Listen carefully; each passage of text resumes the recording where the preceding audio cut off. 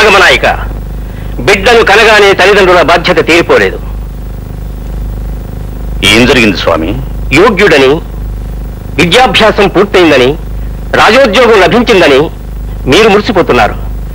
కానీ మీ కుమారుడు రాజనర్తకి వలలో పడి వేశ్యాలోనుడై రాత్రింబబళ్ళు కర్తవ్యాన్ని మరచి కాలం గడుపుతున్నాడు. పాల వంటి మీ వంశంలో ఉప్పురాయిలా జన్మించి మీ వంశ ప్రతిష్టకి మచ్చ తెస్తున్నాడు.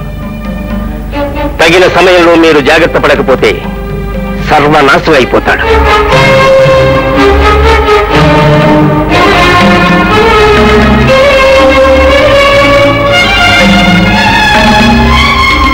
హరినాథ,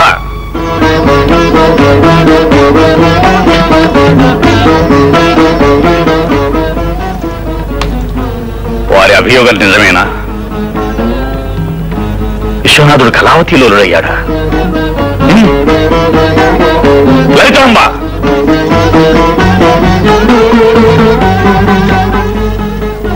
నీ బిడ్డ నీ పర్యవేక్షణలో ఉన్నాడని మేము నిశ్చింతగా ఉన్నాం. కానీ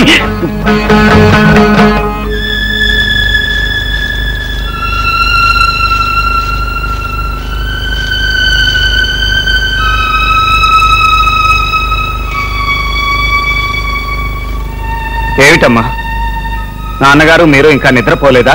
ఈ ఇంట్లో ఎవరికి నిద్ర పట్టని స్థితి తెచ్చిపెట్టాక ఇంకా నిద్రలా పడుతుంది. ఏమైందమ్మా?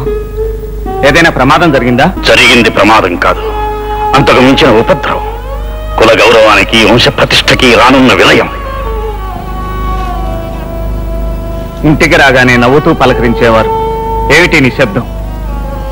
నవ్వుల పాలయ్యేటప్పుడు నవ్వు ఎక్కడి నుంచి వస్తుంది? నాన్నగారు పలకరించకుండా వెళ్ళిపోయారేమిటమ్మా? ఆకాశానికి మబ్బు పడితే వెన్నెల ఎలా విరుస్తుంది? మనసు గాయపడితే మాట ఎక్కడి నుంచి వస్తుంది?